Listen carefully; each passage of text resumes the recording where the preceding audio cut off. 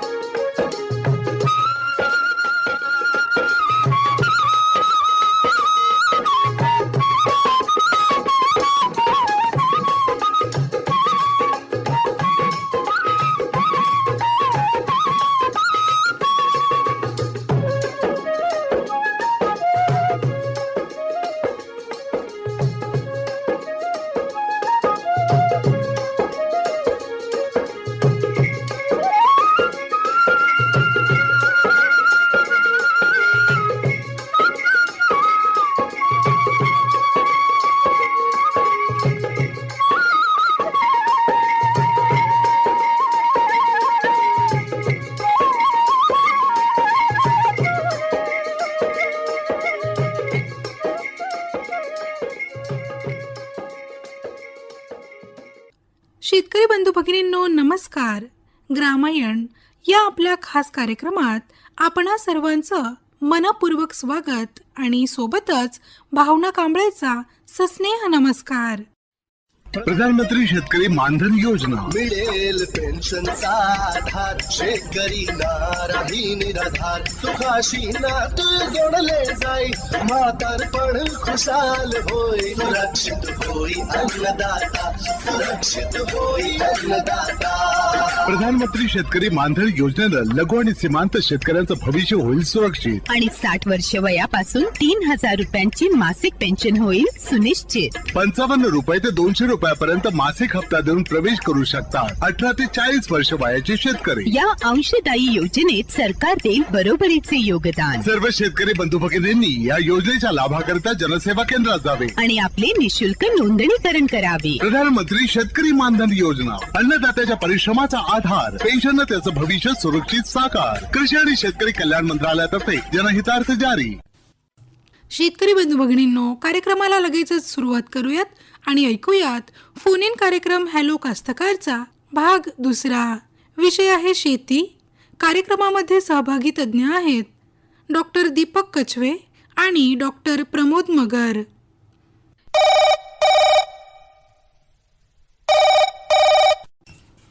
Phone in कार्यक्रम hello कास्तकार. Hello कास्तकार. कोण बोलता आपण?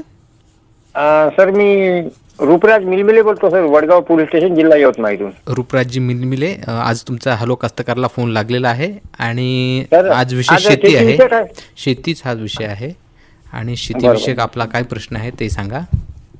हो, सर माझा प्रश्न होता.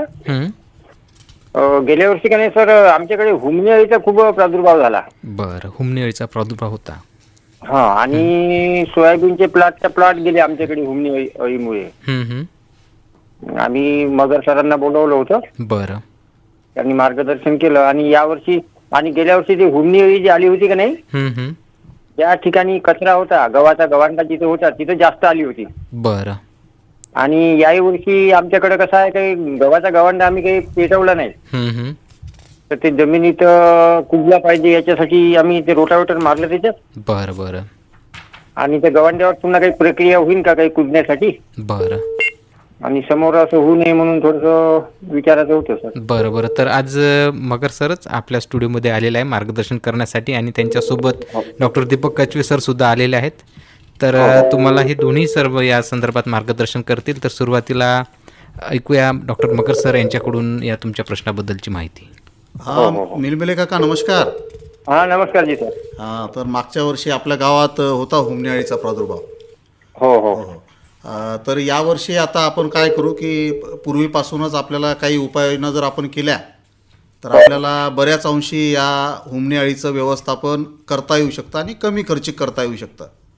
तर आता सगळ्यात महत्त्वाचं आता मे महिना लागू राहिला. आता या मे महिन्यामध्ये जेव्हा पहिला पाऊस पडेल तेव्हा या पाऊस पडल्यानंतर या हुमणी अळीचे जे भुंगेरे आहेत किंवा प्रौढ भुंगे जे आहेत हे जमिनीतून बाहेर पडतात आणि आपल्या शेताच्या धुऱ्यावर किंवा शेताच्या अवतीभोवती असलेले जे काही बोराचे झाडं आहेत कडुनिंबाचे झाडं आहेत किंवा बाभळीचे झाडं आहेत, या झाडांवर ते वास्तव्य करत असतात. रात्रीच्या वेळेला तिथं ते असतात.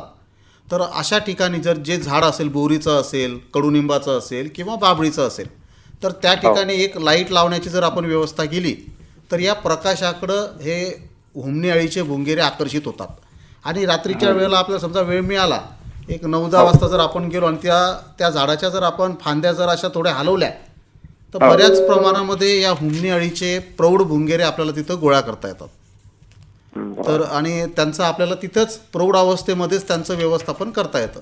आता मागच्या वर्षी आपण बघितलं की आपल्या सोयाबीन पिकामध्ये हुमणी अळीचा प्रादुर्भाव हा आपल्याला बऱ्याच अंशी आढळून आला तिथं. तर आता आपण जर या अवस्थेपासूनच जर का काळजी घेतली तर या हुमणी अळीचा प्रादुर्भाव बऱ्याच अंशी नियंत्रणात राहू शकतो. अजून काय करायचं, आता तुम्ही सांगितलं की आपल्या शेतामध्ये गव्हाचा गवांडा आपण तसाच रोटावेटरनं पसरून दिलेला आहे शेतामध्ये, आहे ना. तर त्यामध्ये आता कसं आहे, एक तर आपण असं करू शकलो असतो की ते सगळा काडी कचरा गोळा करून एका खड्ड्यामध्ये आपण एका बाजूला जर ठेवून त्याच्यात मग रायझोबियम, PSB, ट्रायकोडर्मा किंवा मग वेस्ट डिकम्पोजर किंवा वेगवेगळे S9 कल्चर असे जे काही विघटन करणारे जे घटक आहेत ते आपण एका ठिकाणी टाकून जर ते काडी कचरा कुजवला असता तर लवकर ते कुजलं असतं. पण आता याही परिस्थितीमध्ये आता आपण काय करू शकतो, तर चांगलं कुजलेलं शेणखत जर आपल्याकडं असेल तर एकरी किमान 40 किलो शेणखत आपल्याकडं पाहिजे. आणि त्या शेणखतामध्ये आपण मेटारायझियम ॲनिसोप्ली सर्वसाधारणपणे 5 किलो पावडर, हे सर्वसाधारणपणे हे जैविक कीटकनाशक आहे, हे 5 किलो पावडर जर तुम्ही 40 किलो शेणखतामध्ये मिसळून जर एका एकरात जर टाकली आणि जर थोडं जर तुमच्या शेतात जर ओलावा वगैरे जर त्या मे महिन्यामध्ये जर झाला तर आपल्याला करता येते सर तेवढा. हां, तर मग ओलावाची व्यवस्था केली तर खूपच चांगलं. त्याच्यातून काय होईल, ओलावा करता येते. त्याच्यातून काय होईल, हुमणी अळी जी आपल्या जमिनीमध्ये आहे त्याचंही व्यवस्थापन होईल. आणि हा काडी कचरा वेचण्याच्या म्हणजे आपला कुजवण्याच्या दृष्टिकोनातून आपण त्याच्यामध्ये वेस्ट डिकम्पोजर किंवा S9 कल्चर सारख्या कल्चरचा जर वापर केला तर आपल्याला ही काडी कचरा आपल्या शेतामध्ये तिथं कुजवता येईल. सर मग आता ते मे महिन्यात कुजन का पण तो? हा, नाही म्हणजे आतापासूनच आपल्याला कुजवावा लागेल. तो कुजवण्याचा भाग आतापासूनच करायचा आपल्याला. हा, फक्त हे हुमणी अळीच्या व्यवस्थापनासाठी जे मेटारायझियम वापरायचं आहे ते आपल्याला जमिनीत ओलावा असताना वापरणं गरजेचं आहे समजा. पण आता म्हणजे आपल्याला आता मे महिन्यामध्ये आपल्याला ओलं करून आता वापरायला चालेल का आपल्याला? हा, नाही आताही तुमच्याकडे व्यवस्था असेल तर तसं करू शकता तुम्ही. पण हुमणी अळीच्या व्यवस्थापनासाठी सांगितलं. आणि हे जे काडी कचऱ्याचं जे विघटन आपल्याला करायचं किंवा कुजवायचं त्याची सुरुवात आपण मागच्या 1-2 महिन्यापासून केली असती तरी चाललं असतं किंवा आताही करू शकतो, बरोबर आहे ना. आणि एक सगळ्यात महत्त्वाची काळजी आपल्याला घ्यायची आहे की या मेटारायझियम ॲनिसोप्ली जैविक बुरशीजन्य कीटकनाशकाचा वापर आपल्याला यावर्षी आपल्या शेतामध्ये करावा लागणार. आणि हे जैविक बुरशीजन्य कीटकनाशक जे आहे हे आपल्याला सर्वत्र उपलब्ध आहे. आपल्या कृषी विज्ञान केंद्रामध्ये उपलब्ध आहे, आपल्या डॉक्टर पंजाबराव देशमुख कृषी विद्यापीठामध्ये सुद्धा उपलब्ध आहे. बरं, ठीक आहे बिलबिलेजी. हो. आणि सर आपल्याला आता हे त्याचे जे हे आहे म्हणजे किडीचे म्हणजे औषध समजा ते आपल्याला पाणी पडल्यावर करावं लागेल, लाईट लावावं लागेल नाही का? हा, म्हणजे तुम्ही आताही व्यवस्था करू शकता किंवा पहिला पाऊस पडल्यानंतरही लाईटाची व्यवस्था केली तर ते काय होतात, पाऊस पडल्यानंतर त्या हुमणी अळीचे जे म्हणजे आपलं भुंगेरे जे आहेत ते जमिनीतून बाहेर पडतात आणि ते झाडावर आश्रय घेतात या. म्हणून त्या झाडावर आपण जर लाईट लावला तर तिथं ते मोठ्या प्रमाणात आकर्षित होतात आणि तिथं आपल्याला ते मोठ्या संख्येनं गोळा करून नष्ट करता येतात. म्हणजे आपल्याला जून महिन्यात लागल्यावर करता येईल ना ते? नाही, मे महिन्यातच लगेच. मे महिन्यात करायला लागेल नाही का? मे महिन्यामध्ये ही जी उपाययोजना करायची ही मे महिन्यामध्येच करायची. बरं. ठीक आहे. अजून आपल्या स्टुडिओमध्ये आमचे वरिष्ठ शास्त्रज्ञ व प्रमुख डॉक्टर दीपक कचवे सर आहेत, ते सुद्धा आपल्यासोबत बोलू इच्छितात. मिलबिले साहेब नमस्कार. हा, नमस्कार जी सर, नमस्कार. सध्या काय ह्याची मशागतीची कामं चालू दिसतात तुमचे? हो, मशागतीची कामं चालू आहे सर. बरोबर आहे. तर आता आणि झालं का पेरणीचं नियोजन वगैरे सुरू केलं हळूहळू? नाही चालू आहे सर, अजून टाइम आहे ना? हा, नाही टाइम आहे, परंतु म्हणजे आम्हाला असं वाटतंय की आता आपण सर्वांनी काय करायला पाहिजे, जमीन खोल नांगरट करून टाकायला पाहिजे नांगरणी. तसेच आपल्या शेतामध्ये जे मागचे काही पिकं आहेत, काही ठिकाणी कपाशी उभी दिसती, काही ठिकाणी गहू काढलेला आहे पण ती जमीन तशीच आहे. तर ही जमीन आपण जर आता मगर सरनी जसं सांगितलं ना, तर ह्या सर्व किडींचे जे सुप्त अवस्थेतली कोश अवस्था म्हणतो ती आपल्या जमिनीमध्ये सुप्त अवस्थेमध्ये असती आणि ती उन्हाळ्यात खोल नांगरट केली तर ती उन्हामध्ये उघडी होती आणि उन्हामध्ये तापून ते कोश मरू शकतात आणि आपलं पुढचं कीड नियंत्रण होतंय. त्यामुळे आता तुम्ही सर्वजण काय करा की लवकरात लवकर म्हणजे जास्तीत जास्त जमीन आपली उन्हामध्ये तापावी या दृष्टीनं खोल नांगरट करून घ्या त्या जमिनीची. तसंच आपल्याला काही समजा कुठं बांधबंदिस्ती करावायची असेल, कुठं काही आपल्या शेतामध्ये पाणी साचत असेल तर त्या ठिकाणी लवण असेल तर ते जमीन लेवल करायची असेल, हे सर्व नियोजन आपण आता हरकत नाही करायला. आणि मग आपल्या आपल्या नियोजनानुसार पिकाची निवड देखील आपण करावी. आणि मगर सरांनी जर सांगितलं हुमणी ही आपल्या भविष्यातले एक फार मोठं संकट आहे, तर त्याचं सरांनी सांगितल्यासारखं आत्तापासूनच नियंत्रण करावे. बरोबर आहे सर. हो. आणखीन काही शेतीची अडचण? माझा एक दुसरा प्रश्न होता सर. विचारा ना. गेल्या वर्षी आपण का नाही पिढे किवी आंबा लावलं होतं सोयाबीन. बर. तर गेल्या वर्षीचं बी जर आपण यावर्षी पेरलं तर चालेल का बा? काहीच अडचण नाही. आपल्याकडं काका एक मुळात एक गोष्ट समजून घ्या, जे हायब्रिड म्हणून आपण जे पेरतो जसं बीटी कपाशी वगैरे, हे हायब्रिड आपल्याला दरवर्षी बाजारातून विकत घ्यावं लागतंय. परंतु जे काही आपले इतर वाहन असतात, सरळ व्हरायटी म्हणतो आपण ज्याला, जसा PDKV आंबा आहे, सोयाबीनच्या इतर जे काही MEVS 725 आहे, ज्या काही व्हरायटी आहेत किंवा PDKV येलो गोल्ड आहे, ह्या व्हरायट्याचं बियाणं आपण एकदा विकत घेतल्यावर आपण पुन्हा 3 वर्षे ते बियाणं घरचं वापरू शकतो. फक्त घरचं बियाणं वापरताना आपल्याला काय काळजी घ्यायची आहे की सोयाबीनचं बियाण्याचं वरचं जे काही टरफल असतंय ते नाजूक असतंय, तर त्याला इजा झाल्यावर त्याची उगवण क्षमता कमी होती. तर आपल्याला साधारणतः 20 मेच्या दरम्यान त्या सोयाबीनची उगवण क्षमता तपासायची आहे. म्हणजे तुम्हालाच नाही आहे, सर्व शेतकरी बंधूंनी, जे शेतकरी बंधू घरचं बियाणं सोयाबीनचं वापरत असतील ते, किंवा त्यांनी बाजारातून जरी विकत घेतलं तरी देखील त्या शेतकरी बंधूंनी सोयाबीनची उगवण क्षमता आपल्याला तपासायची आहे. कारण नंतर आपल्याला जर उगवण कमी आली तर आपलं नुकसान झालेलं राहतं, आपला सीझन हातचा गेलेला राहतो. आणि त्यामुळे आपल्याला उगवण क्षमता तपासण्यासाठी त्या जे काही बियाण्याची बॅग आहे त्या बॅगमधून वेगवेगळ्या ठिकाणातून 100 बिया रँडमली घ्यायच्या, म्हणजे निवडून नाही घ्यायच्या, चांगल्या चांगल्या जशा आल्या तशा घ्यायच्या. आणि त्या 100 बिया आपल्या जे सुतळीचं पोतं असते ना, त्या पोत्यावर अशा लाईननी 10-10च्या रांगामध्ये 10 रांगा तयार करायच्या आणि त्याची गोल अशी घडी करायची आणि त्या घडीला रोज दिवसातून 2 वेळेला 5 दिवस पाणी घालायचं. मग 5 दिवसांनी आपल्याला त्या ठिकाणी किती बिया उगवल्या 100 पैकी लक्षात येतील. 70 बिया उगवल्यास आपलं 70% उगवण क्षमता आणि त्याच्यापेक्षा जास्त उगवल्यास आनंदच आहे. आणि त्यापेक्षा कमी उगवल्यावर मग आपण पेरणीचा निर्णय घ्यायचा आहे. त्यामुळे आपण सोयाबीनचं बियाणं निश्चित घरचं वापरू शकता आणि खर्चामध्ये बचत करू शकता. आणि घरचं बियाणं वापरताना पुन्हा आपल्याला त्या सोयाबीनच्या बियाण्याला बीज प्रक्रिया करायची आहे आणि बीज प्रक्रिया करूनच पेरणी करायची आहे. हो.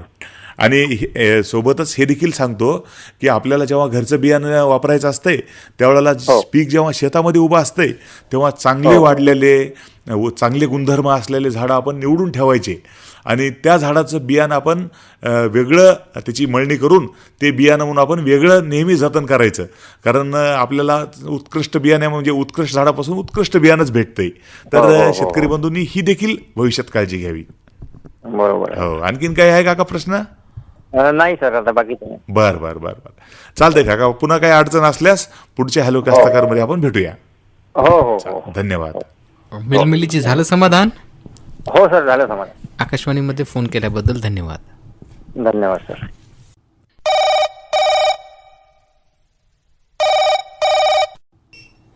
फोन इन कार्यक्रम हॅलो कास्तकार. हॅलो कास्तकार. कोण बोलता आपण? सर नमस्कार, मी अभय देशे बोलतो. नमस्कार अभय देठेजी, बोला. वडगाव पोलीस स्टेशन, तालुका जिल्हा यवतमाळ. अच्छा. तुमचा हॅलो कास्तकारला फोन लागलेला आहे आणि विषय आजचा शेती हा आहे. हो सर बरोबर. तर शेतीविषयी काय आपला प्रश्न आहे? सर आपण शेती करत असतो, रासायनिक आपली याची सेंद्रिय शेती. हा. तर सेंद्रिय शेतीबद्दल थोडंसं सर मार्गदर्शन अजून पाहिजे होतं. बरं. आपल्याला 2 ते 3 वर्ष झाले सेंद्रिय शेती करताना, हां हां हां. पण अजून आपल्याला मार्गदर्शन थोडं त्याच्यात पाहिजे होतं. अच्छा अच्छा, तुम्हाला सेंद्रिय पद्धतीने शेती करायची आहे, तर या संदर्भात तुम्हाला मार्गदर्शन हवं आहे. तर या तुमच्या या प्रश्नांना उत्तर देत आहेत आमचे तज्ज्ञ डॉक्टर प्रमोद मगर सर. ऐका तर त्यांच्याकडून. हा दादा नमस्कार. नमस्कार सर. हां, तर आपण सेंद्रिय शेती करताय की नैसर्गिक शेती करताय दादा? सेंद्रिय शेती करता सर. आपण याच्या अगोदर पार्टेक 28 हे जात लावली होती सर. बर बर बर. तर याच्यात कृषी विद्यापीठाच्या अजून काही सुधारित जाती आहे का सर मोठ्या बोंडाच्या? हो आहेत ना, मोठ्या बोंडाच्या आहेत जाती. तुम्ही पण नॉन बीटी लावता की बीटी कपाशी लावता? नाही सर, नॉन बीटी. हां, नॉन बीटी लावता ना, कारण सेंद्रिय शेतीमध्ये आपल्याला बीटी कपाशीची लागवड करता येत नाही. नाही सर, बरोबर. हां, तर त्यामुळे तुम्हाला तो प्रश्न विचारला मी. तर पार्टेकची याआधी लावली कोणतं वाण होती घेतलं आपण. म्हटलं आपण? पार्टेकची लावली होती 28. बर बर बर. हा, तर अजून यात कोणत्या सुधारित आहे का मोठ्या बोंडावाल्या? हो हो, तर त्याच्यामध्ये आता काही देशी संकरित जाती सुद्धा आहेत. त्याच्यामध्ये PDKV DH1 आहे, PKV सुवर्ण आहे. या देशी वाणाचे बियाणं आहे ते. आणि त्याचबरोबर जर तुम्हाला अजून काही देशी सुधारित जाती जर पाहायच्या असल्या तर AK5 आहे, AK7 आहे, AK8 आहे आणि AK8401 आहे. तर आपल्याला बऱ्याच म्हणजे देशी सुधारित जातींमध्ये आणि संकरित जातीमध्ये बरेच पर्याय आपल्याकडे आहे. तर त्या अनुषंगानं आपल्याला लागवड करता येईल.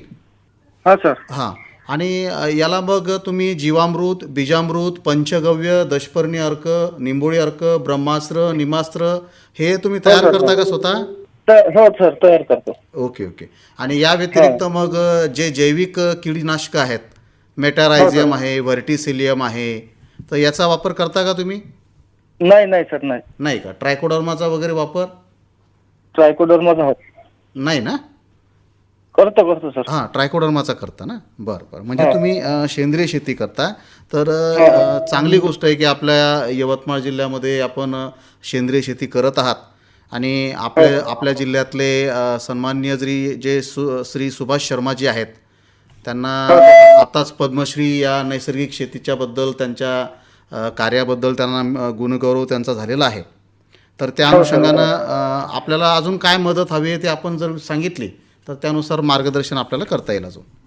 नाही सर, व्हेरायटीबद्दलच माहिती घ्यायची होती. हो हो. आणि अजून तुम्हाला वाटलं तर कृषी विज्ञान केंद्र यवतमाळ एक जे आपलं यवतमाळला आहे, तिथं जर तुम्ही प्रत्यक्ष आले तर आपल्याला पुन्हा त्याच्यावर अजून चर्चा करता येईल. आणि हे कृषी विज्ञान केंद्र आपल्याला त्या विषयानं आपल्याला मार्गदर्शन करेल सर्व.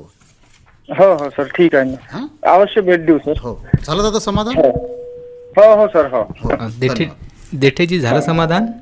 हो सर. आकाशवाणीमध्ये फोन केल्याबद्दल धन्यवाद. धन्यवाद.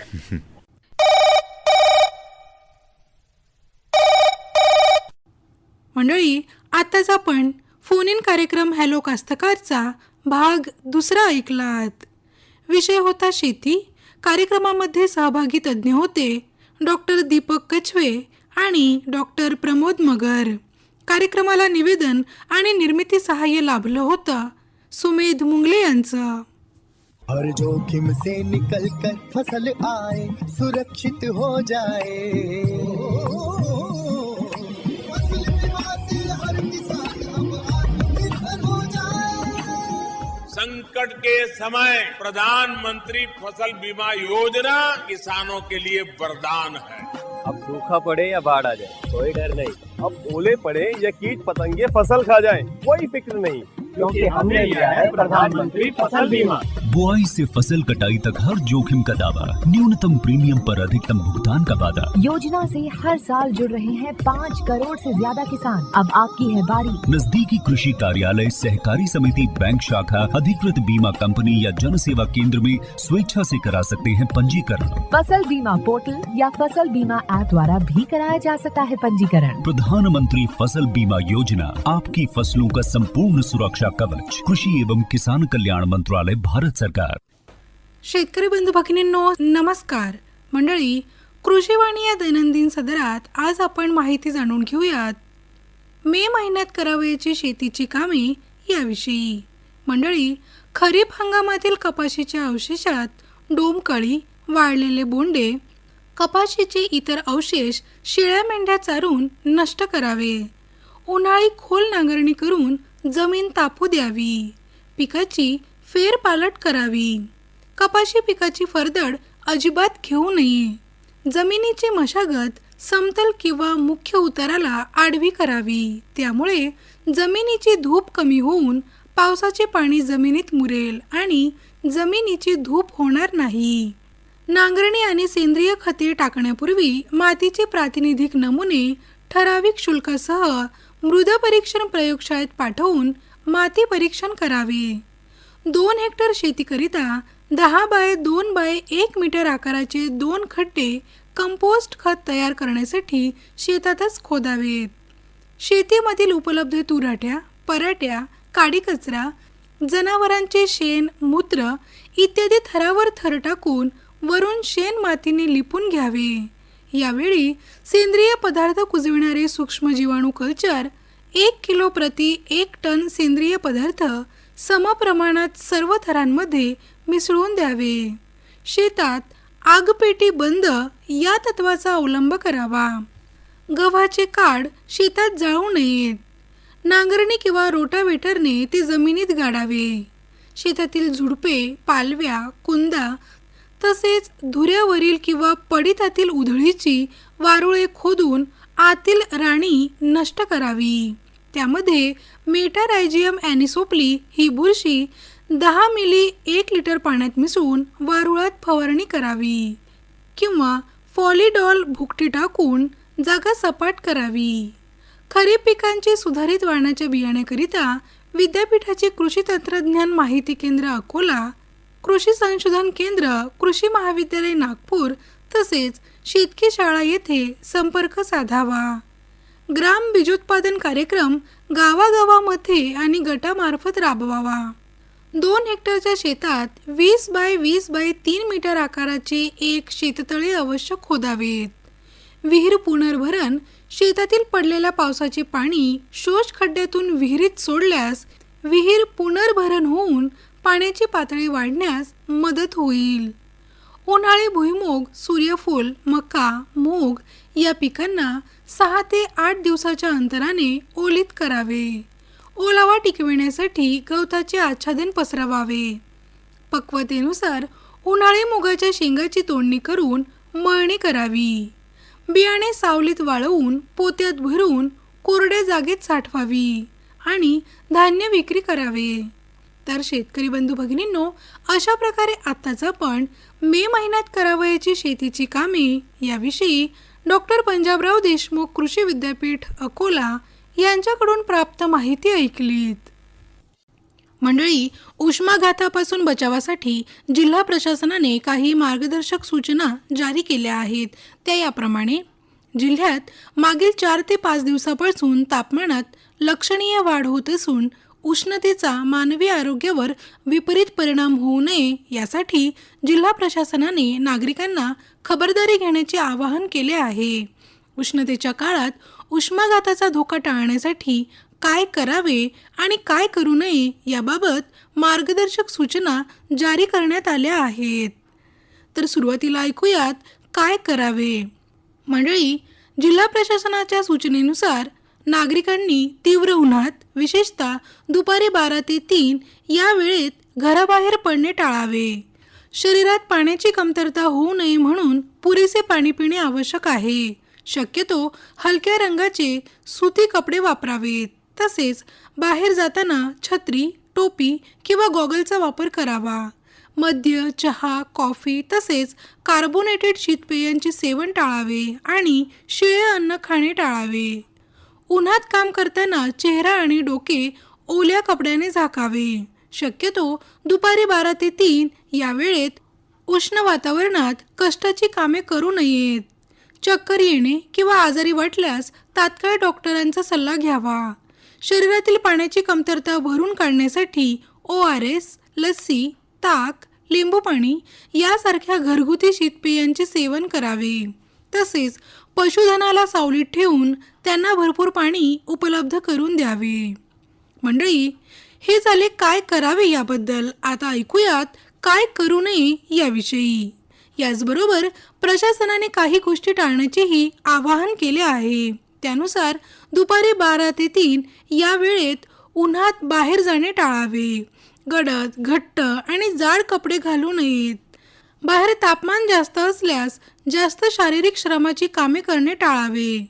उष्माघात झालेल्या व्यक्तीची काळजी घेताना त्यांना त्वरित थंड जागी हलवावे आणि शरीराचे तापमान कमी करण्याचा प्रयत्न करावा. ओल्या कपड्याने अंग पुसून थंड करावे. तसेच ORS, लस्सी, ताक किंवा लिंबू पाणी द्यावे. बाधित व्यक्तीला तातडीने जवळच्या आरोग्य केंद्रात किंवा रुग्णालयात दाखल करून उपचार सुरू करावे.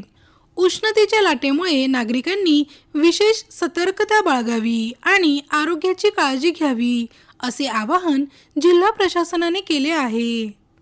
तर मंडळी, अशा प्रकारे आत्ताच आपण उष्माघातापासून बचावासाठीच्या मार्गदर्शक सूचना याविषयीची माहिती ऐकलीत.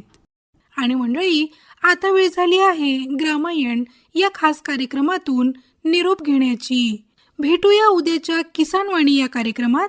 तोपर्यंत भावना कांबायला अनुमती द्या. नमस्कार.